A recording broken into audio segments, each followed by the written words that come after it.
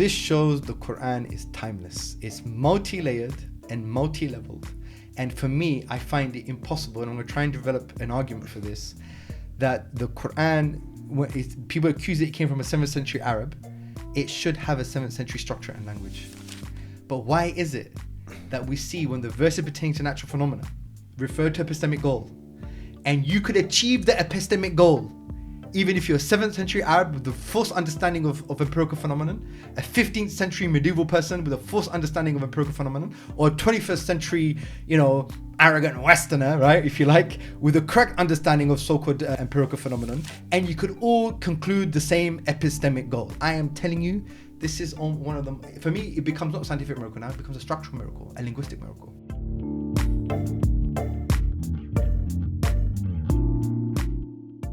All right, now let's draw a line there, because we've got around max 30 minutes, and I want to do justice to your PhD. So let me do it again, just to remind you of how seriously I took this piece of work.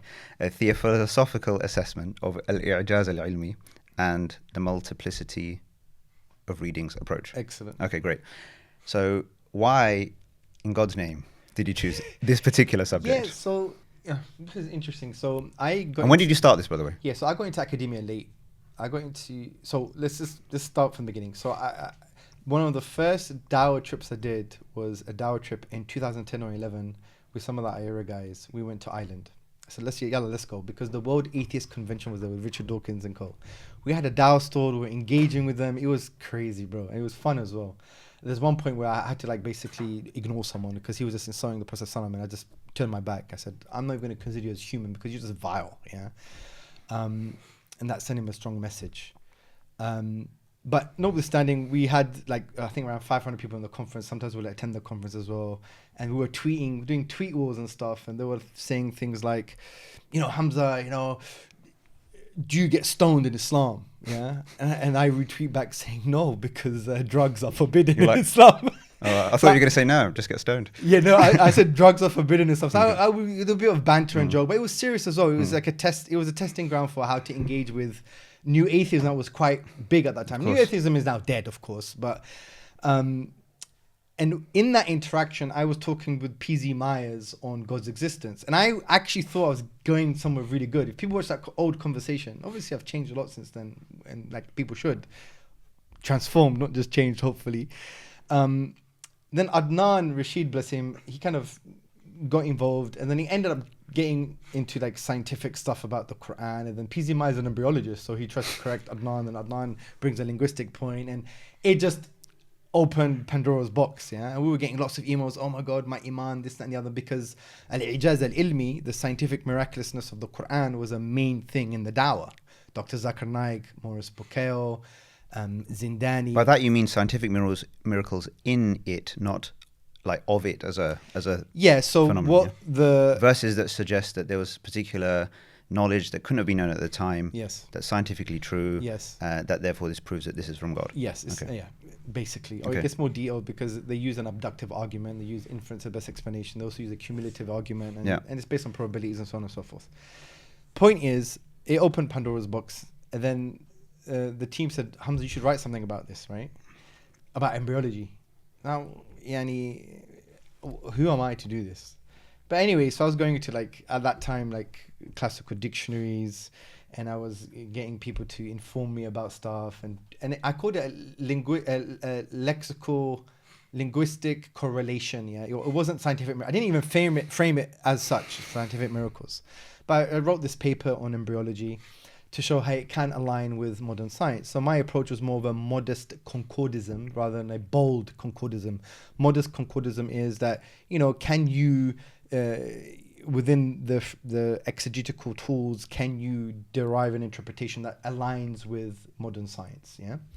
Bold concordism is more epistemically strong. Modest concordism is epistemically cautious. So bold concordism says not only does it align with science, but the best explanation for that is definitely from the divine, yeah? Which is a bit of a leap, and we could explain why that's the case. But just on that though, are there any examples, given all of your research, are there any examples in the Quran of verses that you think you can make a bold concordist claim about? Well, you could make the claim. No, but like you think it's really sound. Is your claim, does it withstand philosophical and theological scrutiny? Do you think there are any that do? I think there are at least 10 arguments against al-Iʿjāz al-ʿIlmī. Against? Yeah, and I believe 5 of them are the strongest, which I write about in my PhD. 2 of them I could just articulate very quickly. One of them is the problem of divine perfection and the problem of ambiguity.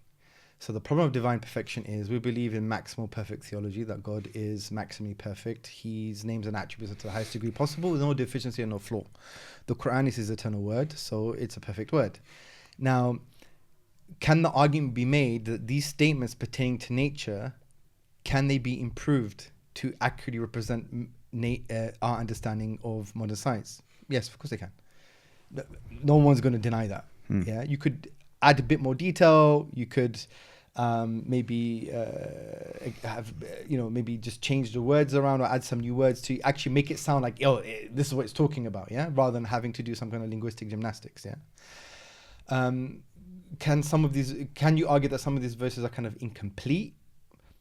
That argument can be made maybe in some cases. What that does, that damages divine perfection, which you throw Islam right out the window, because you're saying now, if one of the primary reasons for these verses is to show that they are scientific and miraculous, then you have a problem here, because you'd be like, well, couldn't they be improved? Or maybe they're incomplete from a scientific perspective to align itself with modernity. And the problem here is that it poses a kind of problem from a divine perfection perspective. Obviously, there's more nuance to the argument, but the other approach, which is the multiplicity of readings approach, doesn't have the problem of divine perfection, because the language is designed in a particular way to address all people with different understandings across time, and those understandings have to align themselves with something I call the epistemic goal. So if you look at the whole of the Quran, when you see verses pertaining to nature, every time Allah mentions nature, in the beginning, middle, or end, Allah is referring to what I call the epistemic goal, or the knowledge goal. And the ulama spoke about this. The classical scholars from different schools of creed, by the way, and different jurisprudential perspectives as well. And they would say, for example, this verse pertains to, this natural phenomenon because Allah wants us to conclude something. For example, in Surah Mu'minun, around chapter 23, verses 14 onwards, what is the epistemic goals here? Allah is already telling us what to conclude. فَتَبَارَكَ اللَّهُ أَحْسَنُ الْخَالِقِينَ. And those verses are to do with? The ones you're referring to? So if we look at Surah Mu'minun, chapter 23, verse 14, Allah talks about seemingly the different stages of our development, human development. So we were for example, a nutfa, which linguistically means a small drop of fluid from a greater quantity of fluid. Then Allah talks about other stages like alaqa, which is something that clings, or a leech or a worm, or blood in a general sense, or clay that sticks to the hand. There's different layers of meaning in the classical tradition. Then Allah talks about the mudghah, which also means like a chewed piece of flesh, and so on and so forth. Allah talks about all of these different aspects. But then when Allah talks about the different stages of our development, which apparently can be the pre-birth development, which one may argue and frame it as the embryonic stages, Allah gives us a conclusion. The conclusion is not, therefore the Quran is miraculous because it's aligning itself with modern science. Do you see? Allah is giving you a conclusion. So when you look at the whole of the Quran, all the verses pertaining to nature, either the beginning, middle, or the end, or surrounding context, Allah is alluding directly or indirectly in an epistemic goal. And the conclusion there? And the conclusion here is, what does Allah say? Allah says, and He is the blessed creator, and you're gonna die and be resurrected. So Allah's giving us 2 epistemic key goals here. It's an epistemic vice. It's not virtuous to read the book of any human, let alone the Lord of the heavens and the earth, and ignore the epistemic goal. Imagine reading a book on muscle fascia. And it's about muscle fascia. It wants to describe what muscle fascia is about and how it connects with the muscles and so on and so forth. Imagine you said, the obvious epistemic goal here is that he wants to be informed about some biological reality of human physiology.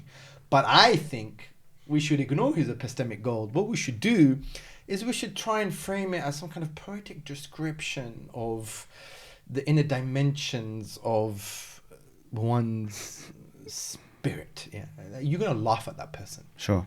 That's what al-Iʿjāz al-ʿIlmī does. Sorry to say, especially in a modern context, the way it's been misapplied. You need to align it with the epistemic goal. That is epistemically virtuous. The Lord of the heavens and the earth, think about this, the King of the Kings is giving you verses pertaining to nature, and he's telling you what to conclude. But is it still not a valid question in that context? So let's take those verses, right? Yeah. Like, are you therefore saying by implication that the particular things that were revealed about these stages were things that were essentially already known, i.e. there was nothing particularly remarkable in the reference to those particular things, so therefore it might be just like referring to the sun, right? Yes. Meaning that it was sort of known and understood at the time. Like the sun is understood. Okay, yes, there's the sun, and the goal, the epistemic goal of mentioning the sun and the moon and these things is to the glory of God. Understood. But it's still a valid question to say, well, this nutfa and alaqa and all these kind of stages of creation that are mentioned. Yeah. Then what are you saying about that then? Yeah, is it remarkable or is it not remarkable? No. So this is the thing. So remember, we started with the problem of divine perfection. Mm-hmm. So how does the multiplicity of readings approach deal with the problem of divine perfection? So al-Iʿjāz al-ʿIlmī can't really deal with it if they're saying one of the key intentions of these verses is to align itself with modern science to the degree that it's miraculous. And they would say, well, but I don't know. Like I obviously. So you have the camp that says. So in the literature, you have bold concordism and modest concordism. Yeah, you mentioned, yeah. So you have a group of the al-Iʿjāz al-ʿIlmī crowd, like Bukhail and others, that would argue that this is a miracle because it's highly unlikely that these verses aligning with science can be explained naturalistically or to be explained by virtue of the Qur'an's semantic and lexical ambiguity. So they're postulating something here. Yeah, it's an abductive argument. So do you completely reject that then? I reject the abductive argument on just rational grounds, because they would have to show that it is far more likely that these verses pertaining to nature align with modern science based on an intent rather than based on the linguistic and semantic ambiguity of the verses. One could argue that given the fact that these verses are semantically ambiguous, meaning there are layers of meaning, to what degree those layers of meaning indicate that it is likely that you're going to align yourself with the scientific phenomena by virtue of the ambiguity, not by virtue of that there is something specifically in these verses that are intended to align with today's modern science. Okay, but what about so and we don't have a probabilistic framework. It's an abductive argument. An abductive argument is basically inference to the best explanation. It's probabilistic. You're saying you have competing explanations. Say we just have two for now. One is that because it aligns with science, it's highly likely it's from the divine. And you say no, because it's ambiguous by virtue of its ambiguity, it's probabilistically going to align with some modern interpretation.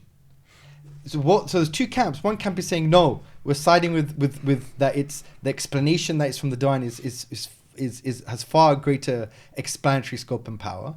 And then you have the others who say no, actually, by virtue of its ambiguity, that is an explanation for why it seemingly happens to concord with modern science.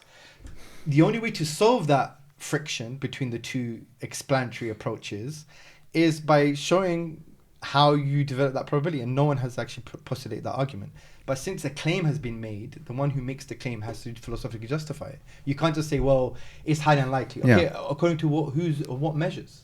Now, if they reject the idea of probability, then the whole al-Iʿjāz al-ʿIlmī thesis falls, right? But isn't part of the way I always understood it, that the main claim was not so much to do with a precise alignment with modern science, but the fact that things were reveal that we find things within it which at the time could not possibly have been known.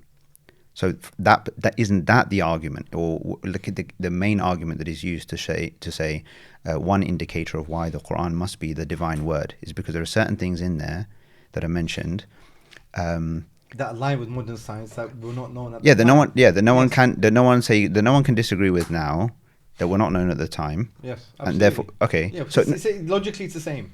It's still. What I'm trying to say is that I'm trying to understand where, therefore, so then, although I don't like to use the terminology, but like that's then what's called a scientific miracle. But I'm still not very clear on whether you're saying there are scientific miracles or not. That's not the scientific miracle. That is saying that that we can find a concordance with modern science that at the time they couldn't possibly find certain these correlations because the science wasn't available by virtue of not having the equipment, or by virtue of even if that science was available in some kind of I don't know, in some way, but they didn't have the tools to pick what was accurate and what was false. Okay, but let's take an example. Or the Prophet was not didn't have access to the correct information if it did exist. So there are nuances to the argument. Basically, you're right. It's the claim that therefore it's divine. That's the al-Iʿjāz al-ʿIlmī crew. I don't see what. So let's take a different verse. verse. What you're saying is really tafsir al-ʿIlmī. Tafsir al-ʿIlmī is basically exegesis based on science, which is fine. The fruit of that is al-Iʿjāz al-ʿIlmī, and there are overlaps for sure. But generally speaking, we have to be very precise when we're thinking about things. Saying that there is a verse and you can find a meaning that aligns with modern science, and it wasn't known then, I agree with that too. We have to be clear. We're not throwing the baby out with the bathwater. Okay. We're saying, but we still should be epistemically cautious. Why? Because of the problem of ambiguity, which we'll discuss further, the problem of divine perfection, the problem of transient science. You have to show, in order for your argument to be strong, that the science that you're referring to is not going to change in any shape or form. Yeah. Which is a very difficult thing to do based on the philosophy of science, yeah? And obviously there are many more nuances to that, but so that's not al-Iʿjāz al-ʿIlmī, right? Okay. That's not the bold concordism. That's a modest concordism, which I agree with. Okay. It's just making the claim, therefore it has to be from the divine. That requires more theological, philosophical justification. But when you look at some of the problems, like problem of ambiguity, because one could argue that a better explanation philosophically or rationally, if you like, is that the ambiguity itself explains this alignment with the science rather than that it's from the divine. Because if you have something ambiguous enough, it's like this, and I mentioned this in the PhD. Say you're a golfer and you have, a hole 100 meters away, and you basically are blindfolded and you do 100 holes in one. I'm sorry, I'm going to start thinking that there is a supernatural explanation for this, yeah? Now, what if it's the case that you're blindfolded and the hole is right in front of you and it's 1 mile radius and you get 1,000 holes in one, yeah? Is that miraculous? That's what ambiguity alludes to, that scenario, yeah? Notwithstanding, probabilistic frameworks, mathematical models and stuff like that, the point is, one can argue that and say, well, the language allows this concordance by virtue of semantic and linguistic ambiguity or stretching, valid stretching, if you like, because there are many layers of meaning. And that is a kind of, in my view, gives friction to the argument that not only does it concord with science, but therefore it must be from God. Because that now you have to prove that it is actually far more probable it's from God, right? These verses concording with science is more likely it's from God than these verses are concord with science because of that ambiguity. Yeah. And that's a difficult, and remember, intuitively it might not make sense to people, but this is a philosophical, theological discussion. That's a friction that they have to deal with, which they haven't dealt with. Because you need mathematical models, probabilistic frameworks, whatever, blah, blah, blah, blah, blah. So that's one argument. But remember, that's not the only argument. I'm not saying it's the strongest, but you have divine perfection for me, which is quite strong. Because if you adopt a particular view of al-Iʿjāz al-ʿIlmī that basically says that, look, it aligns with modern science, one can argue, well, if that's a primary central focus of your approach, couldn't you change the verses that better align with modern science? Yes. Well, therefore, what it does, it undermines the focus of the approach. Because otherwise, you're not going to give up divine perfection. That's for sure. Because you're now saying that the perfect word of God is now not really perfect if you give primacy to the approach. Yeah. What I'm saying is you bypass that with the multiplicity of readings, which we'll unpack in a few moments. Another argument is the problem of transient science. Even if you're a scientific realist or an anti-realist or an instrumentalist, they all still agree that the epistemic status of well-confirmed theories are fallible. They don't believe in epistemic infallibilism, yeah? Meaning they can change. So when you're correlating verses with science, and I addressed this with a very good scholar of al-Kalam when I was speaking to him, and obviously I'm supposed to chase him up, he's been chasing me up, but we're supposed to have a podcast on this and have this conversation, which we'll do, so we'll unpack it further. But he said, well, if it does change, then we'll address it then, right? But there is a problem here. There is an inherent problem here. The inherent problem is that you are always assuming that modern science is always a representation of reality, because you're now saying, well, the science has to conform to modern. You're saying the Quran has to conform to modern science. You know what you're doing philosophically here? You're putting Quran and modern science on the same epistemic level. You're making epistemic qualification, which you shouldn't. It's a disqualification, because we believe the Quran is not from a limited human mind, right? Do you see my point? Mm-hmm. These are the important subtleties that people miss out. So even if you think, okay, if the science does change, the Quran is going to align with modern science, well, you're assuming that the modern science is actually a representation of the actual state of affairs. It's the representation of reality, which now you're basically saying Quran always has to align with modern science, which you're giving Quran and science the same epistemic value, the truth value. It's a big problem. You can't do that. That's theologically, it's a conundrum, right? And there's other assumptions that they adopt, which is, in my view, they don't adopt them deliberately, but you could reveal them through the conversation or the discourse. So the problem is, you could only make such a strong claim, it's a miracle, it's from the supernatural, if you believe in some way that science is actually static. It's not going to change.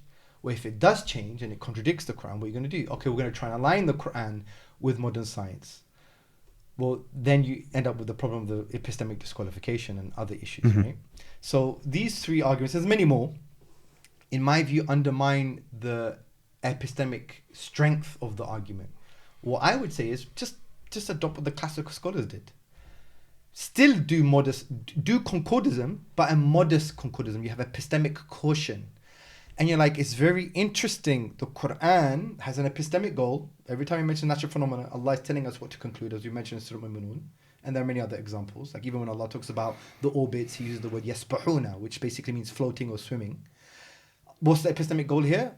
The glory of Allah, right? But what we do, we in a way, if you look at the tajdeed movement of al-Iʿjāz al-ʿIlmī, like Kawakibi and Rida and others, they weren't very apologetic in strength. They had some caveats, yeah, especially Rida.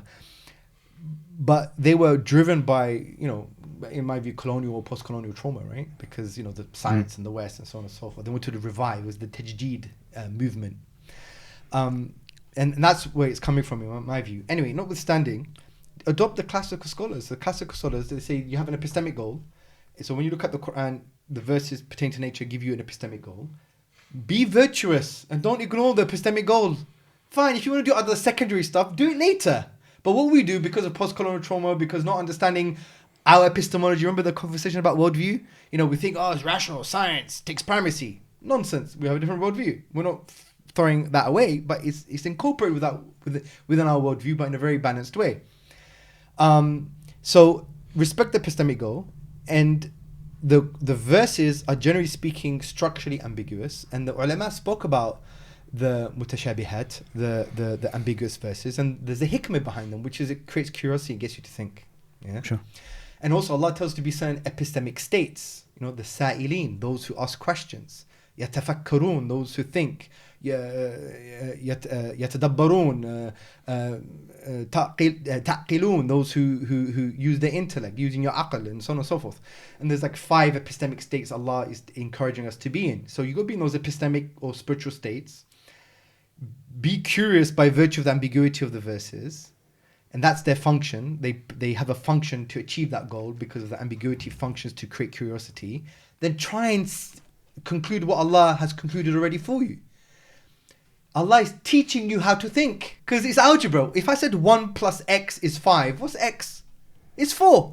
The conclusion's already there. Allah's not giving it to you on a plate. He's saying there's an unknown. How do you use the ambiguity of the verses and the referent, the words that refer to natural phenomena in your own way? How do you do tadabbur, ponder over these things to achieve these epistemic goals? And what are these epistemic goals? There's certain categories. The unicity of Allah, the glory of Allah, that resurrection is the truth. It's a fact.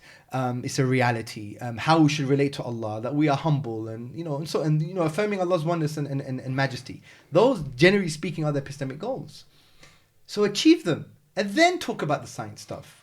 And then you can do that with modest concordism. Say it's also very interesting that because these words are semantically and linguistically ambiguous, which means that they have different valid layers of meaning according to the classical tradition, because you don't have the Prophet ﷺ explaining what they meant in terms of how you refer them to an empirical reality, then you refer to the language, right? Generally. And the language has valid layers. So like alaqa, for example, it means 5 major things. Blood in a general sense, clay that sticks to the hand, a blood clot, a leech or a worm, and I forgot what the other one was. Something that clings, yeah? So those layers of meaning can relate to different appreciations over time. So how do you now apply the multiplicity of readings approach? So let's use the Surah Mu'minun example. So when Allah mentions alaqa, what's the prime facie phenomenological first person experience of this? Yeah? Okay, you're going to have to break that. Yeah, what is the first person experience of this? So the Sahaba, 7th century Arabs, what did they take from this generally? Yeah. And most ulama said it was a blood clot, right? All right.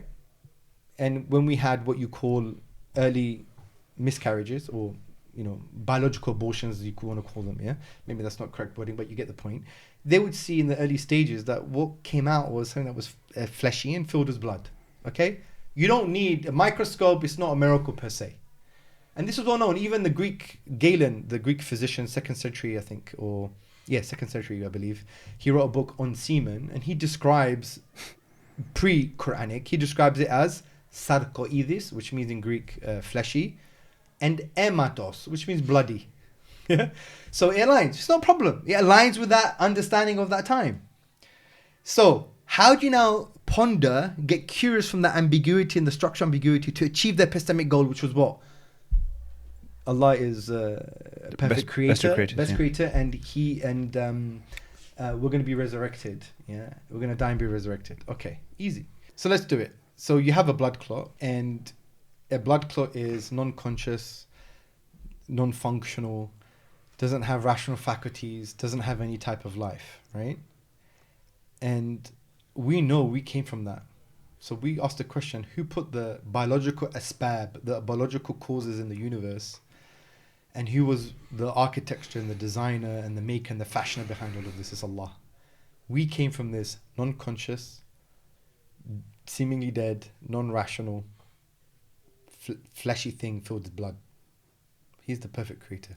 You give a piece of clay that's wet to any human being and tell them to create something that's conscious and functioning and has rational faculties and rational insights that could do abductive reasoning, deductive logic. Do you see my point? That's a beautiful tadabbur, right? Yeah. Okay, that's the first epistemic goal. God is the perfect creator. The second epistemic goal is that you're going to die and be resurrected. If God can create life from this fleshy, dead substance, then you're going to die and you're going to be resurrected. Obviously, there's more we can unpack, but you get the point. Yep. That's how we should be approaching the Quran. Achieving its goals. The maker of the whole universe, the creator of the heavens and earth, is telling you what to conclude. And because of our post-colonial complex, right? And because we want to try and prove the Quran is from Allah using, the religion of the white coats, yeah, if you want to use it, yeah? And not understanding the philosophy of science, because science is transient from that perspective. And I know they have counter-arguments. There are some things are never going to change, this, that, and the other, but we can unpack that another day, another time. But the point is, that's how we should be approaching the Quran. So the multiplicity of readings approach focuses on the epistemic goal and has the exegetical tools to allow you to derive really powerful meanings across time, whether if you exist in the 7th century or the 30th century. And at the same time, it allows the scientific stuff. Oh, and isn't it very interesting as well that the alaqa also means a leech or a worm? And Dr. Dale Lehman, I believe in his book Anatomy Demystified, one particular version of it, he calls the embryo a worm-like. Even P.Z. Myers, the atheist, in his blog said the embryo at a particular stage looks like a worm. I didn't say it, they did. You see, so there's a kind of correlation. Also, there are other layers. Or not just that, you can even interpret alaqa, not just to mean, because the language allows it, not that it looks like a leech or a worm, but it can act like a leech or a worm. And what's very interesting, Dr. Robert Winston Smith, an emeritus professor of fertility studies, he had a documentary and he had the leech on his hand and he was sucking his blood. And he was saying that the embryo and the leech have a very similar relationship, because in the early stages, the embryo drains the bloodstream of the mother and drains her resources. Yeah. So Allah is teaching us, you are like a leech, a parasite, and therefore lower the wing of humility for your mother. See, there's an ethical dimension to it as well. So you can do that stuff for sure.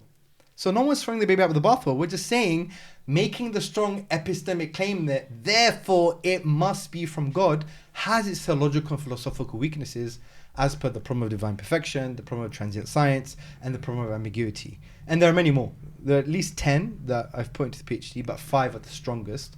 And I do appreciate people, because it's a very emotive subject. People, think, no, Hamza's wrong. When I first came out with this stuff, people thought I became a secular non-Muslim. Yeah, it was unbelievable, as if it was a credo matter.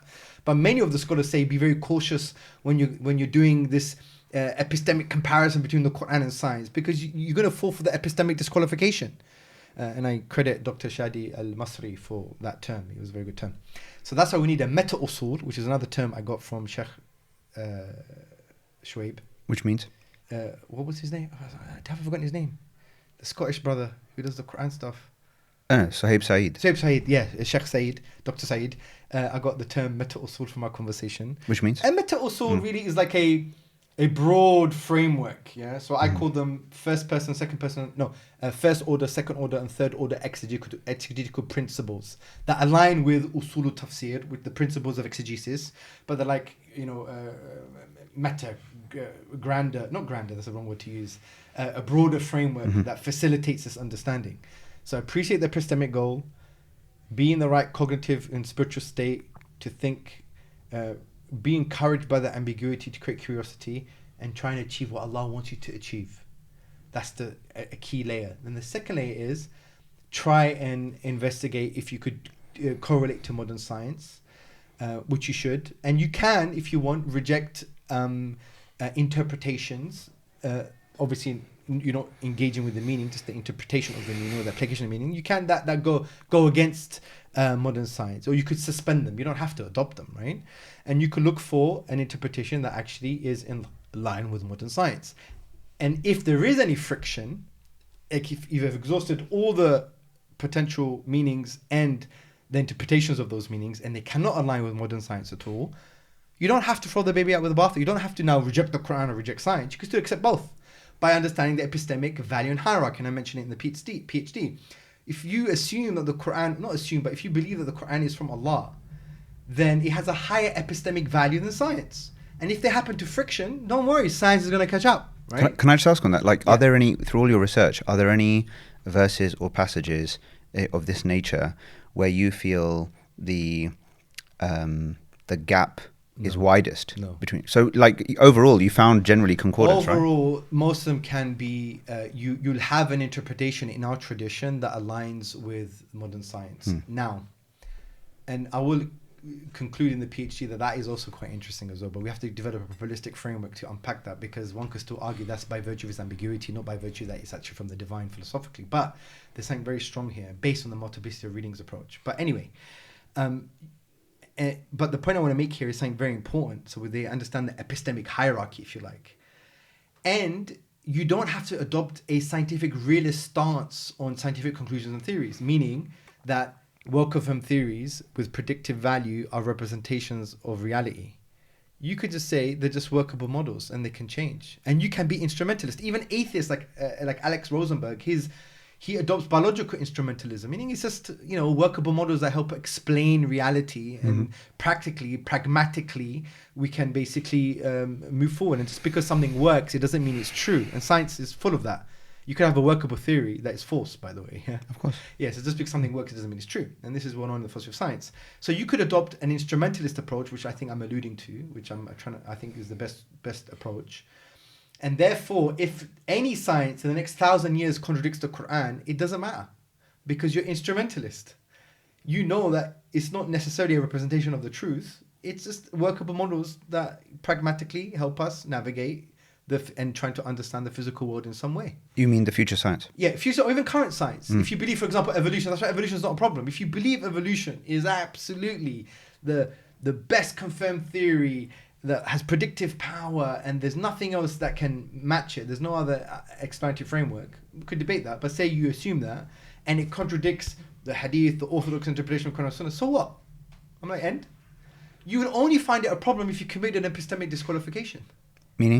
Meaning, as we said, that you believe the Quran and science are actually on the same epistemic level. Right. They have the same level in the epistemic hierarchy, which is not true. But if you take an instrumentalist approach, then yeah, it's a workable model. And the funny thing is, even Richard Dawkins, the most evangelical guy about atheism, evolution, in his book, I think, The Devil's Chaplain or A Devil's Chaplain, I forgot how it's framed, he basically argues that the future, we may have observable data or an understanding that contradicts the Darwinian mechanism. And it could change it beyond recognition. So calm down, it's not an issue, right? But in saying that as well, let's just wrap this all up with a really good example. So, and I've written about this as well, and it's part of the PhD. So in the Quran, Allah talks about sulb and tara'ib, yeah?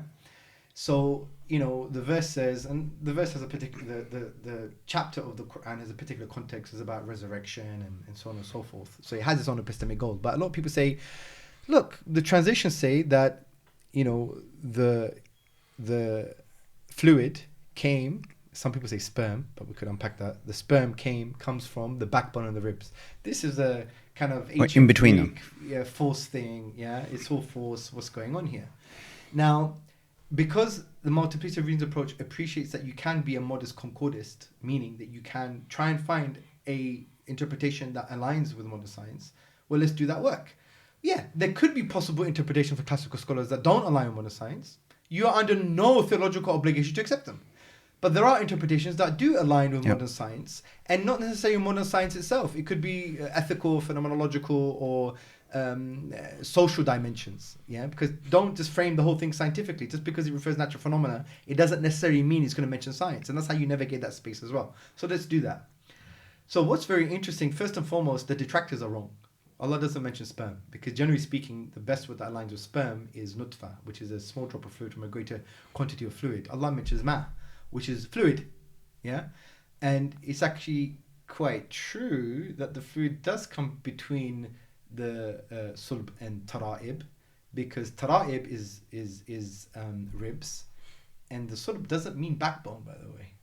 In the classical Arabic, it also means loins.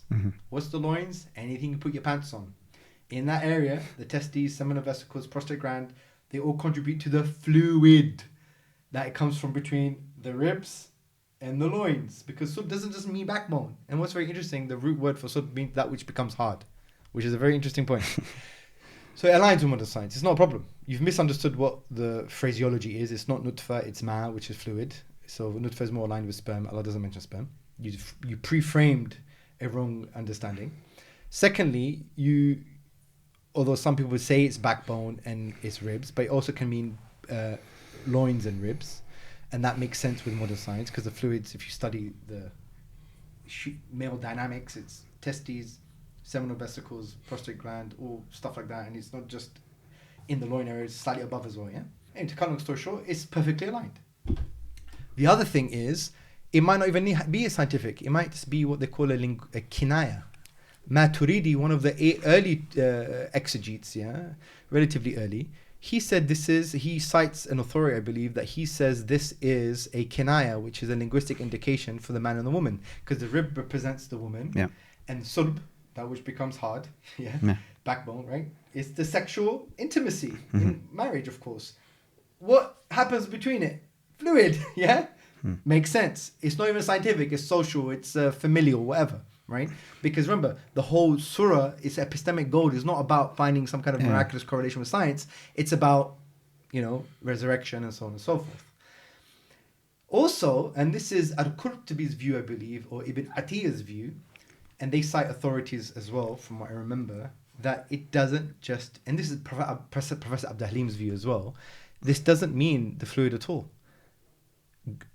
The kind of normative grammatical approach or linguistic approach to Arabic language would assume it refers to the fluid, but it can also refer to something else, because the language allows that, which is the baby itself. And the baby actually comes between the backbone and the ribs, because the womb is between the backbone and the ribs. So you have at least 3 layers. 2 of them are in line with science, or at least, one of them is aligned with science. One of them is not even scientific, it's more social, familial.